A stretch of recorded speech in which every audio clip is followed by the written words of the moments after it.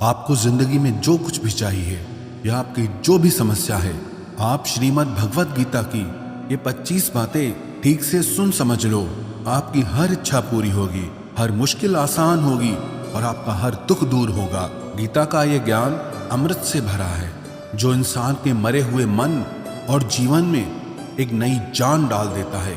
मैं गारंटी के साथ ये बात कह सकता हूँ कि जो कोई भी इन 25 बातों को ध्यान से पूरा वीडियो के अंत तक सुनेगा, उसे अपनी हर समस्या का हल मिल जाएगा, उसे वो सब कुछ मिल जाएगा जो वो पाना चाहता है।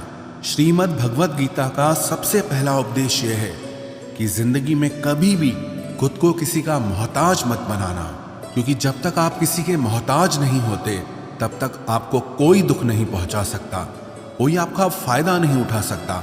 जिस इंसान के आप मोहताज हो जाओगे वो आपको एक्सप्लॉइट करना शुरू कर देता है। जिस दिन आपने अपने जीवन को किसी का मोहताज बना दिया, उसी दिन से आपको उसकी गुलामी करनी पड़ती है। औरों की तो छोड़ो, जो लोग अपने नौकरों के, काम वाली बाइयों के मोहताज हो जाते हैं तो उनका सब कुछ सहना शुरू कर देते हैं, क्योंकि उन्हें पता होता है कि आपका काम उनके बिना चल ही नहीं पाएगा और आप खुद से खुद का काम कर नहीं पाएंगे और दूसरा कोई आपको मिल नहीं रहा तो उनका आपको परेशान करना शुरू हो जाता है। लेकिन जब उन्हें यह समझ आता है कि आप अपना काम खुद कर सकते हैं, आपको दूसरे 1000 ऑप्शन मिल सकते हैं, तो वो चुपचाप अपना काम करेंगे। अब अगर आप कोई ऐसी नौकरी करते हैं जहां आपके बॉस के गलत होते हुए भी आप उसका टॉर्चर सहते रहते हैं, तो आपको पता होता है कि आप उसके मोहताज हैं और वो उसका पूरा फायदा लेता है। और तो और जिस घर परिवार में आप रहते हैं, अगर वहां भी आप किसी के मोहताज हैं तो वो आपको पूरा चूस लेता है, क्योंकि वहां आप 24 घंटे रहते हैं, कहीं और जा ही नहीं सकते। आपके सर पे चढ़ के नाचेगा वो इंसान और आपको पूरी तरह से अपने कंट्रोल में रखेगा। लोगों को बहुत मजा आता है अपने से कमजोर इंसान को अपने कंट्रोल में रखने के। आप चाहे 1000 उनके लिए अच्छा करो, चाहे हर वो काम करो जिससे उन्हें खुशी मिले, पर ऐसे लोग आपकी गर्दन को दबा के रखते हैं। आप में अगर कुछ प्रतिभा है तो आपके पंख ही काट दिए जाएंगे। हर वो कोशिश की जाएगी आपके साथ जिससे आप जिंदगी में कभी आगे ही ना बढ़ पाओ। किसी का मोहताज होना मर जाने से भी बदतर होता है। मोहताजी आपको गुलाम बनाकर रख देती है। आपने कभी गौर किया कि आपकी जिंदगी वही लोग खराब करते हैं जिनके आप मोहताज हो जाते हैं। आपका सारा दुख वहीं से आता है जिसके आप मोहताज होते हैं। मोहताजी सिर्फ शरीर या काम की नहीं होती, सबसे बड़ी मोहताजी मन की होती है कि जिंदगी में कोई हमें चाहिए, हमें संभालने के लिए, नहीं तो हम खुश नहीं रह पाएंगे। अकेलापन लोगों से झेला नहीं जाता है। फिर कई बार आप ऐसे लोगों से जुड़ जाते हैं जो आपकी इस मन की मोहताजी का पूरा फायदा उठाते हैं। आप उनसे रिश्ता इसीलिए जोड़ते हैं ताकि आपकी जिंदगी में थोड़ी खुशी आए, पर वो लोग आपको खून के आंसू रुलाते हैं, आपकी पूरी जिंदगी नर्क बना देते हैं। याद रखना एक बात, माँ बाप के अलावा ऐसा दुनिया में आज तक कोई पैदा नहीं हुआ है कि आप जिसके मोहताज हों और वो आपका फायदा ना उठाए। इसीलिए जिंदगी में कभी भी खुद को किसी का मोहताज मत बनाना। श्रीमद् भगवत गीता का दूसरा उपदेश ये है कि जब भी जिंदगी में खुद को अकेला महसूस करो, तब इस सच्चाई को ठीक से समझ लेना कि आप दुनिया में अकेले ही आए थे और अकेले ही जाओगे। वास्तविकता में यहाँ कोई आपका अपना नहीं है। एक दिन तो जो माँ बाप हमें जन्म देते हैं वो भी हमें अकेला छोड़ के चले जाते हैं, तो औरों से तो उम्मीद ही क्या करना। यदि कोई आपका साथ छोड़ दे तो याद रखना कि वो ईश्वर सदा आपके साथ है, वो कभी आपका साथ नहीं छोड़ता। गीता में श्री कृष्ण ने अर्जुन से कहा कि चाहे कोई मनुष्य मुझे माने या ना माने, लेकिन मैं इंसान का साथ कभी नहीं छोड़ता, क्योंकि ये सब मेरी ही संतानें हैं। ममैवांशो जीवलोके जीवभूत सनातन मनश्ष्ठानि इंद्रियाणि प्रकृति स्थानि कर्षति। इंसान को ईश्वर का ही अंश कहा गया है, इसलिए मनुष्य को ईश्वर की संतान कहा जाता है। इसीलिए आपको अकेलेपन से कभी दुखी नहीं होना चाहिए, कभी डरना नहीं चाहिए, बल्कि किसी गलत इंसान के साथ रहने से डरना चाहिए। एक कहावत है, कि something is better than nothing, कि कुछ नहीं होने से कुछ होना बेहतर है। लेकिन एक और कहावत है कि nothing is better than nonsense, कि नॉनसेंस लोगों के साथ रहने से अच्छा है आप अकेले ही रहो। इसीलिए गीता का ये उपदेश हर इंसान के लिए बहुत जरूरी है जो खुद को अकेला समझकर दुखी हो जाते हैं। इसीलिए अकेलेपन से डरना, दुखी होना छोड़ दो, क्योंकि यहाँ कोई किसी का नहीं होता। गीता का तीसरा उपदेश यह है कि जीवन में जब भी कोई मुश्किल आए तो हिम्मत मत हारो, बस थोड़ा धीरज रखो। जो लोग मुश्किल वक्त में खुद को थोड़ा संभाल कर धीरज रखते हैं वो हर मुश्किल को आसानी से पार कर जाते हैं। एक राजा अपने गुरुजी के पास गया और उसने गुरुजी से जाकर बोला कि ऐसे तो राज्य में हर प्रकार की खुशहाली है, पर वक्त का कोई भरोसा नहीं है। अगर कभी जिंदगी में कोई मुश्किल वक्त आए, कोई बुरा वक्त आए, तो उस वक्त के लिए मुझे कोई मंत्र दीजिए, कोई शिक्षा दीजिए, कोई उपदेश दीजिए कि उस बुरे वक्त से कैसे बाहर निकलना है। तो गुरुजी ने उसे एक तावीज बांध कर दे दिया और राजा से कहा कि इस तावीज में मैंने एक मंत्र लिख कर रखा है। जब तुम्हारी जिंदगी में बहुत बुरा वक्त आए और तुम्हें लगे कि इससे बुरा तो अब कुछ हो ही नहीं सकता, उस समय पे ये तावीज खोल के तुम इस मंत्र को पढ़ लेना, तुम्हारे अंदर बहुत शक्ति आ जाएगी। और एक दिन ऐसा हुआ भी कि उस राजा के राज्य पे किसी दूसरे राजा ने आक्रमण कर दिया और इस राजा की ऐसी स्थिति हुई कि उसे अपना राज्य छोड़कर, पूरे शहर को छोड़कर अपने कुछ लोगों के साथ भागना पड़ा। उस समय पे राजा बहुत दुखी था और विचार करने लगा कि गुरुजी ने मुझे एक तावीज दिया था कि जब जिंदगी में बहुत बुरा वक्त आए तब इसे खोल कर पढ़ना और इसके अंदर जो मंत्र लिखा हुआ है वो मेरे अंदर शक्ति भर देगा। राजा ने विचार किया कि इससे बुरा वक्त और क्या हो सकता है। उसने गुरुजी का दिया हुआ वो तावीज खोला और उसके अंदर लिखा हुआ था कि ये वक्त भी गुजर ही जाएगा। इस वचन को पढ़कर राजा के मन में एक शक्ति आई, विश्वास जगा कि ये जो बुरा वक्त है ये भी टिकने वाला नहीं है, ये भी निकल ही जाएगा। इसलिए मुझे हिम्मत नहीं हारनी, वापस से अपनी सेना खड़ी करनी है। और उस राजा ने वापस से अपने सैनिकों को जमा करके अपनी सेना को खड़ा किया और उस राजा पे हमला करके अपना राज्य वापस प्राप्त किया। तो जिंदगी में स्थिति चाहे कितनी भी बुरी क्यों ना हो, वो हमेशा के लिए नहीं रहने वाली, वो भी एक दिन गुजर जाएगी। वक्त चाहे कैसा भी हो, एक दिन जरूर बदल जाएगा। हमारी जिंदगी में न जाने कितनी बार दुख आए, कितनी बार मुश्किल वक्त आया, लेकिन हम हर बार निकल जाते हैं। ऐसे ही आपकी जिंदगी में जब कोई मुश्किल वक्त आए, बुरा वक्त आए, तो मन में ये विश्वास रखना कि ये वक्त भी एक दिन गुजर ही जाएगा। इसलिए अपनी हिम्मत मत हारो।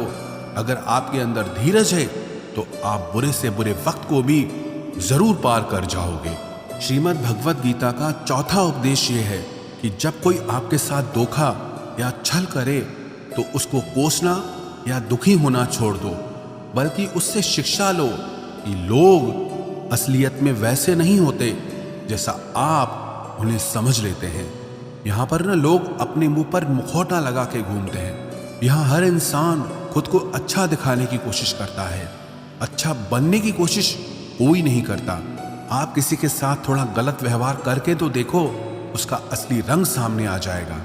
या फिर जब आपकी जिंदगी में कुछ मुश्किल वक्त आएगा तो भी आपको उसका असली रंग देखने को मिल जाएगा। इसीलिए किसी पे भी जल्दी भरोसा नहीं करना चाहिए, किसी से भी इतनी उम्मीद नहीं लगानी चाहिए कि बाद में हमारा दिल ही टूट जाए। क्योंकि दुनिया के ये लोग ना कभी किसी के हुए हैं और ना कभी किसी के होंगे। अपना दिल उस ईश्वर को समर्पित कर दो, फिर देखना आपका दिल कोई नहीं दुखा पाएगा। श्री कृष्ण ने अर्जुन से गीता के 12वें अध्याय भक्ति योग में कहा है, मय्येव मन आधस्तव मयि बुद्धिम निवेशय, कि हे अर्जुन, तू अपना मन, अपनी बुद्धि, अपना दिल मुझ में लगा दे, फिर देखना तेरा दिल कोई नहीं दुखा पाएगा, कोई तेरा दिल नहीं तोड़ पाएगा। याद रखना, इस दुनिया में आप जिससे भी सबसे ज्यादा दिल लगाओगे, सबसे ज्यादा दुख भी आपको वही इंसान देगा। क्योंकि इस दुनिया में ना दिल की कोई कदर नहीं है, भावनाओं की कोई कदर नहीं है। यहाँ कदर होती है मतलब की, फायदे की, कि आपसे किसी का क्या फायदा हो सकता है। जब तक आप फायदा हो सकता है, जब तक आपसे लोगों का मतलब है, तब तक सब लोग आपसे अच्छा चलते हैं। जैसे ही उनका मतलब खत्म हो जाता है, वैसे ही उनका बात करने का तरीका भी बदल जाता है। इसीलिए जब आप किसी से नया नया मिलते हैं तो उस पर यकीन मत करिए। वो सिर्फ एक मुखौटा है, आपको दिखाने के लिए, आपको फंसाने के लिए। अब ये आप पर निर्भर करता है कि आप उसमें फंसते हैं या अपनी समझ से काम लेते हैं। गीता की 5वीं शिक्षा यह है कि आप अपने गुजरे हुए वक्त को भूल जाओ, क्योंकि अगर आप गुजरे हुए वक्त के दुख में जीते रहोगे, उसके पश्चाताप में जीते रहोगे, तो आज में आप कभी खुश नहीं रह पाओगे। समझदार लोग जो समय चला गया है उसका दुख कभी नहीं करते। आपका बीता हुआ कल कैसा भी क्यों ना हो, पर उसका प्रभाव आपके आज पर नहीं पड़ना चाहिए। जो भी आपके साथ हुआ उससे सबक लो, शिक्षा लो कि अब ये जिंदगी में आगे नहीं होने देंगे हम, और जीवन में आप आगे बढ़ जाओ। कई बार ना लोग रोते रहते हैं कि उस इंसान ने मेरे साथ इतना गलत किया, इसीलिए आज जिंदगी में मैं इतना दुखी हूं। लोग कोसते रहते हैं दूसरों को कि उसकी वजह से मेरी जिंदगी में दुख है, उसकी वजह से मेरी जिंदगी खराब हो गई है। लेकिन जब तक आप उसे कोसते रहेंगे, आप जिंदगी में कभी खुश नहीं रह पाएंगे, कभी आगे नहीं बढ़ पाएंगे। जो हुआ, जो लोगों ने आपके साथ किया, उसे आप बदल नहीं सकते, लेकिन आपका आज आप जरूर बदल सकते हो। कल के दुख से छूटना चाहते हो तो कल में नहीं, आज में जीना शुरू करो। आपको ऐसा एक भी इंसान नहीं मिलेगा जो अपने कल में जीता हो और प्रसन्न रहता हो। आपको सिर्फ वही इंसान खुश रहेगा जो अपने आज में जीता है। कल में जीने वाला इंसान किसी न किसी पीड़ा से जुड़ा होता है, किसी न किसी दुख, किसी न किसी पश्चाताप से जुड़ा होता है। कल में जीना आपकी जिंदगी की सारी खुशियां छीन लेगा। तो जितना हो सके अपने पास्ट को भूल जाइए और अपने प्रेजेंट में जीना शुरू कीजिए। श्रीमद् भगवत गीता का 6ठा उपदेश यह है कि प्रेम उसी से करो जो आपके प्रेम के लायक हो। जिसे आपके प्रेम की कदर नहीं, उससे जितना दूर रहो उतना अच्छा होता है। आजकल लोग कहते हैं कि सबसे ज्यादा पीड़ा प्रेम देता है। लोगों ने प्रेम जैसी पवित्र चीज को गंदा कर दिया है, जहर बना दिया है। सबसे ज्यादा लोग एक दूसरे को प्रेम और भरोसे के नाम पर ही लूटते हैं। अगर आपका किसी से प्रेम नहीं है तो वो आपकी भावनाओं को चोट पहुंचा ही नहीं सकता। संबंध चाहे जो भी हो, हद से ज्यादा किसी से प्रेम करोगे और अगर वो उसके लायक नहीं तो सिवाय दुख के और कुछ नहीं मिलेगा। वास्तविकता में प्रेम पीड़ा नहीं देता, बल्कि ऐसे इंसान से प्रेम करना पीड़ा देता है जिसे आपके प्रेम की कदर नहीं है। तो प्रेम सिर्फ उसी इंसान से करो जिसे आपके प्रेम की कदर नहीं है। जहां आपको ये एहसास हो जाए कि आपके प्रेम की, आपके भावनाओं की किसी को कदर तक नहीं है, वहां से आप कृपया करके खुद को दूर ही रखें। गीता का 7वां उपदेश यह है कि हमारे रिश्तेदार ही हमसे सबसे ज्यादा जलते हैं। हमारी सफलता से सबसे ज्यादा दिक्कत हमारे रिश्तेदारों को ही होती है। बाहर वालों को कोई फर्क नहीं पड़ता कि आपकी जिंदगी में क्या हो रहा है, पर जो आपके रिश्तेदार होते हैं उनकी ना पूरी नजर रहती है आपकी जिंदगी पर। बाहर से तो वो यही कहेंगे कि आगे बढ़ो, सफल हो जाओ, खुश रहो जिंदगी में, पर जब उन्हें आप अपनी सफलता के बारे में बताएंगे, अपनी किसी कामयाबी की खबर उनको सुनाएंगे, तो उसे सुनकर उन्हें बिल्कुल भी खुशी नहीं होती। कई बार सारी दुनिया आपको पसंद करती है, आपके काम की तारीफ करती है, लेकिन आपकी कदर आपके घर में ही नहीं होती। महाभारत का युद्ध बाहर के लोगों में नहीं हुआ था, ये भाइयों के आपस की लड़ाई थी। पांडवों के हर सुख से दुर्योधन जलता था। जब भी पांडव किसी काम में सफल होते थे, उससे बिल्कुल भी बर्दाश्त नहीं होता था। दुर्योधन हर कोशिश करता था पांडवों को नीचा गिराने का, जितना हो सके उन्हें दुखी करने का। और वही भाइयों की आपसी जलन महाभारत के युद्ध की वजह से हुई, जिसमें न जाने कितने अनगिनत लोग मारे गए। बाहर वाले को क्या फर्क पड़ता है कि आप कैसे जिंदगी जीते हैं, लेकिन ये जो रिश्तेदार होते हैं ये जो करीबी लोग होते हैं, मजाल जो इन्हें आपकी खुशी बर्दाश्त हो जाए। सबसे खतरनाक होते हैं ये लोग, क्योंकि ये बाहर से बहुत मीठा चलते हैं, आपको अच्छे अच्छे शब्द कहते हैं, लेकिन आपके पीठ पीछे ये आपसे जरा भी खुश नहीं होते। तो इसीलिए किसी को भी अपना समझने से पहले आप ये जरूर चेक कर लें कि वो सच में आपका अपना है या सिर्फ अपनेपन का दिखावा हो रहा है। गीता का 8वां उपदेश ये है कि आज के युग में बहुत ज्यादा अच्छे मत बनो, नहीं तो ये दुनिया आपको लूट के कंगाल कर देगी। पांडवों की कहानी ये शिक्षा देती है कि ज्यादा अच्छा बनना आपको कई बार बहुत दुख दे सकता है। जो पांडव हमेशा धर्म पे चलते थे, कभी कोई गलत काम नहीं किया, लेकिन उनका सारा राजपाट चला गया। उनकी पत्नी को भरी सभा में नग्न करने की कोशिश की गई। भिक्षा लेकर के उन्हें अपनी जिंदगी गुजारनी पड़ी। कारण क्या था? वो कुछ ज्यादा ही अच्छे बन रहे थे। ये तो तब की बात है, और आज की दुनिया तो और बदल चुकी है। लोग न अच्छे इंसान को इज्जत कम देते हैं, बल्कि उसका इस्तेमाल ज्यादा किया जाता है। अगर आप भी लोगों के साथ अच्छा चलते हैं तो आप इस चीज को खुद अनुभव कर पाएंगे। आप जितना लोगों के साथ अच्छा चलते हैं, लोग आपके साथ उतना गलत व्यवहार करते हैं, लोग आपका उतना ज्यादा इस्तेमाल करते हैं। आप दूसरों की खुशी के लिए कुछ भी करते जाते हैं और लोग सिर्फ आपका एडवांटेज लेने में लगे रहते हैं। इसलिए आज के जमाने में खुश रहना है ना, तो बहुत ज्यादा अच्छे मत बनो। इसका मतलब ये नहीं कि आप बुरे इंसान बन जाओ। आप अपनी नजर में अच्छे बन के रहो। दुनिया की नजर में अच्छे बनने की कोशिश कभी मत करना। गीता का 9वां उपदेश ये है कि जहां आपके लिए प्रेम और इज्जत नहीं है, वहां कभी मत जाओ। महाभारत का युद्ध शुरू होने से पहले श्री कृष्ण हस्तिनापुर गए थे, पांडवों की तरफ से शांति प्रस्ताव लेकर के। तब शकुनी ने दुर्योधन से कहा कि ये कृष्ण बड़ा मायावी है, अगर ये हमारे पक्ष में आ जाए तो समझ लो पांडव हार ही गए। तो इसकी सेवा करो, इसको अपने घर आने का निमंत्रण भेजो, इसे खुश करो।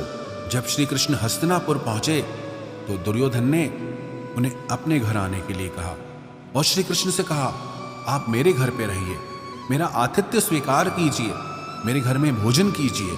तो श्री कृष्ण ने दुर्योधन से कहा कि दुर्योधन, इंसान को किसी के घर तभी भोजन करना चाहिए, तभी जाना चाहिए, या तो उससे बहुत प्रेम हो, या तो हमारे जीवन में कोई बहुत बड़ी आपत्ति आ गई हो। ना तो मेरी जिंदगी में कोई आपत्ति आई है और ना ही तुम्हारा मुझसे कोई प्रेम है, तो तुम्हारे घर तो मैं कभी नहीं आऊंगा। तुम मुझे अपने घर बुला रहे हो सिर्फ और सिर्फ अपना मतलब पूरा करने के लिए, और मतलबी लोगों के घर कभी नहीं जाना चाहिए।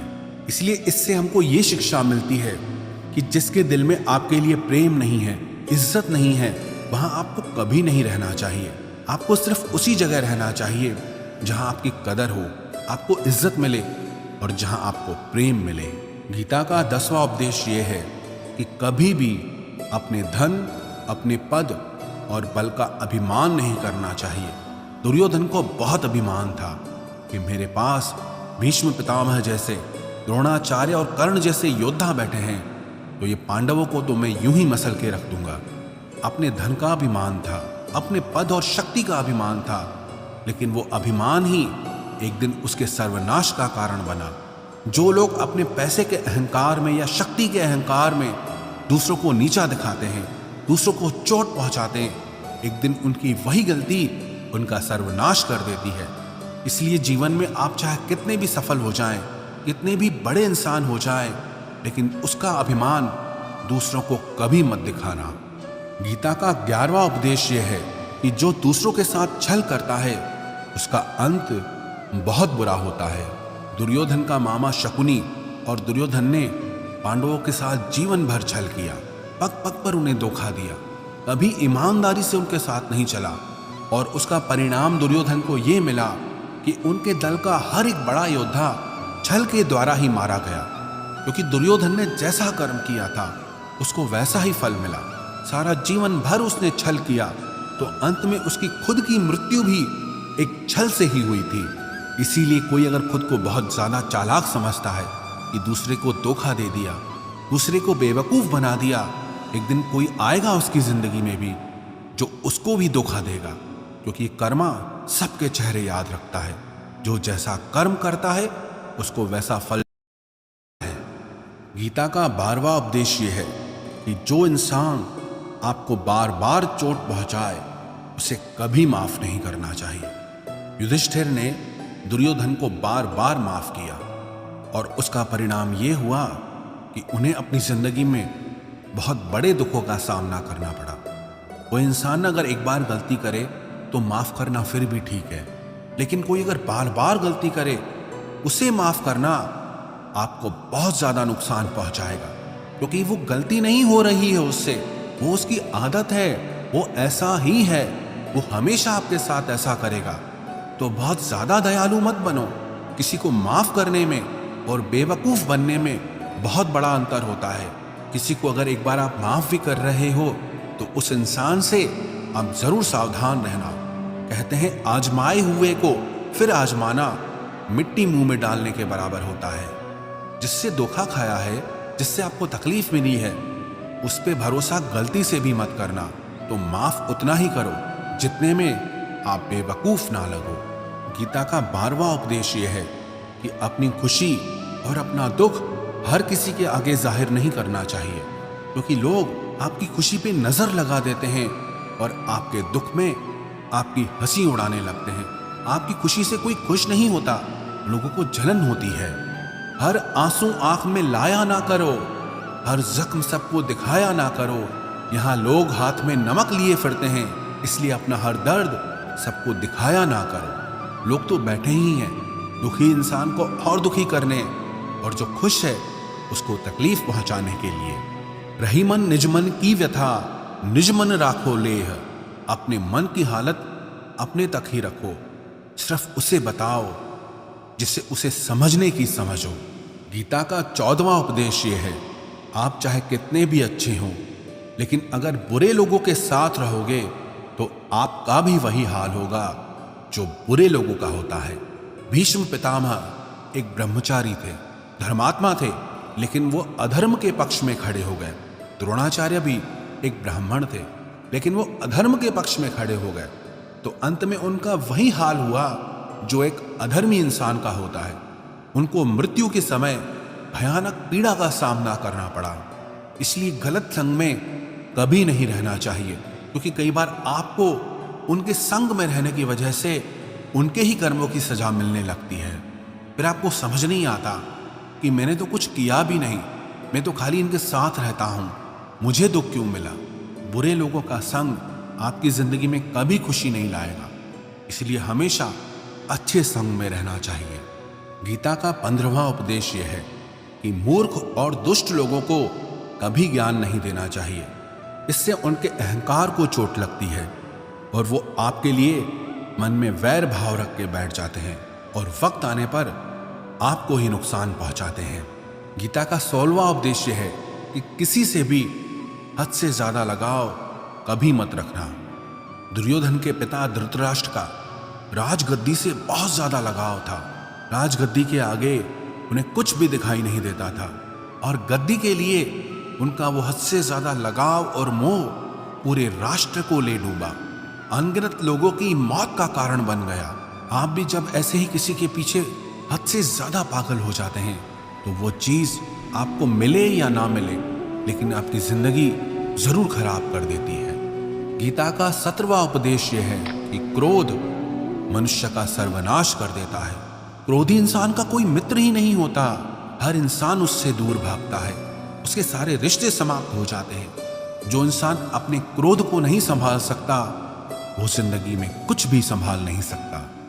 गीता का 18वां उपदेश है कि अपने मन को शांत रखना सीखो, क्योंकि अशांत मन जीवन में सिवाय दुख के और आपको कुछ नहीं देने वाला, और एक शांत मन आपको जीवन में प्रेम और आनंद ही देगा। दुख और सुख सिर्फ शांत और अशांत मन के परिणाम है।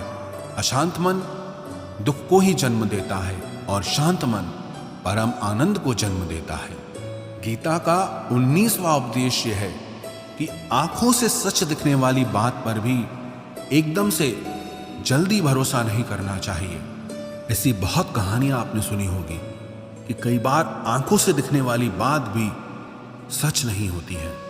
इसीलिए भरोसा करने में कभी भी जल्दबाजी मत करना। गीता का 20वां उपदेश यह है कि लोगों में अपना सहारा ढूंढना छोड़ दो।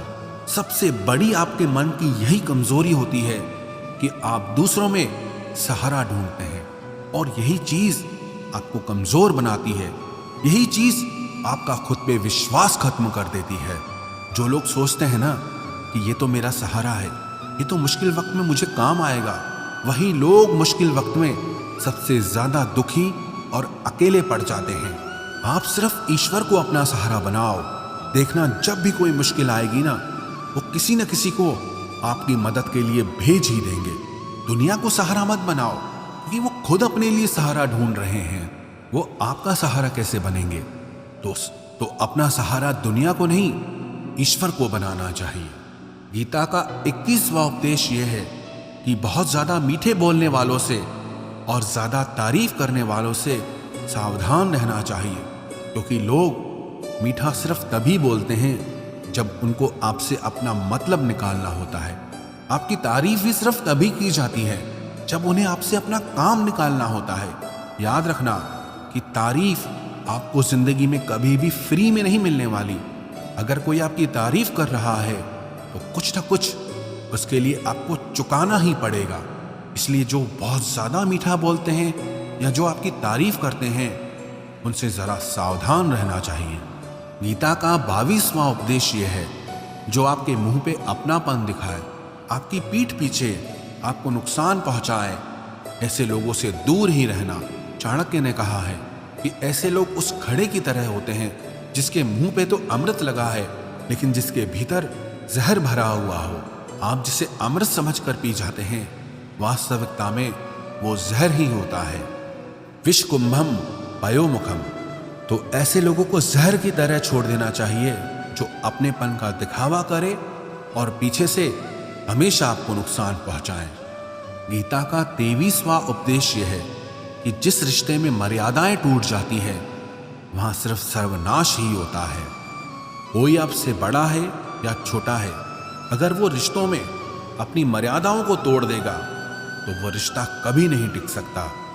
रिश्ता सिर्फ तभी चलता है जब दो लोग एक दूसरे की इज्जत करते हैं, रिस्पेक्ट करते हैं और कभी अपनी लिमिट क्रॉस नहीं करते हैं। जिस रिश्ते में कोई लिमिट नहीं है, एक दूसरे के लिए इज्जत नहीं है, वो रिश्ता आज नहीं तो कल खत्म ही हो जाता है।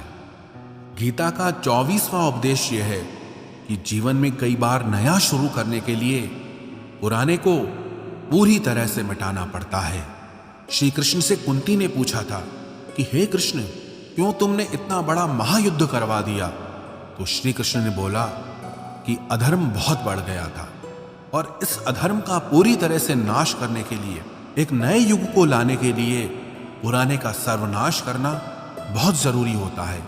जब कोई बिल्डिंग पूरी तरह से भंगार हो जाती है, बहुत पुरानी हो जाती है, तो उसे पूरी तरह से तोड़कर फिर से नवनिर्माण होता है। ऐसे ही आपके जीवन में भी आपको कुछ नया करना है तो पुराने को पूरी तरह से मिटाना होगा।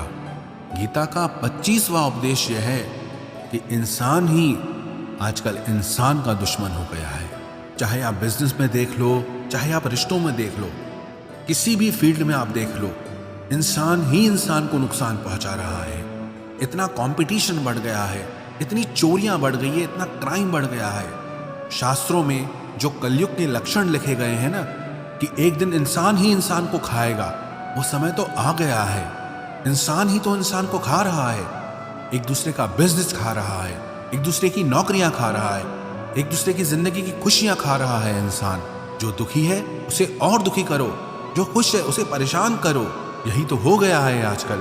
कहने को तो सब इंसान है, लेकिन इंसानियत कहीं दिखती ही नहीं है। एक सेठ के घर से एक भिखारी निकल रहा था।